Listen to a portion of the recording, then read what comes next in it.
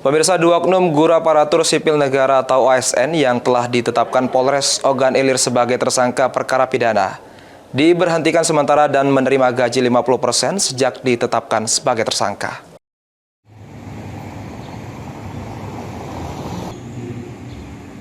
Dikemukakan oleh Kepala Badan Kepegawaian dan Sumber Daya Manusia atau BKPSDM Kabupaten Ogan Ilir, berdasarkan aturan Badan Kepegawaian Negara Nomor 3 Tahun 2020 dan Undang-Undang Nomor 5 Tahun 2014 tentang aparatur sipil negara, dua oknum guru ASN yang telah ditetapkan sebagai tersangka perkara pidana oleh Polres Ogan Ilir dalam berbeda maka telah diberhentikan sementara dari jabatannya. Selanjutnya mereka akan menerima gaji 50% sejak ditetapkan sebagai tersangka. Untuk sanksi yang akan dikenakan, saat ini BKPSDM Ogan Ilir masih menunggu keputusan resmi inkrah dari Pengadilan Negeri terhadap perkara pidananya. Ahmad Romawi, PALTV.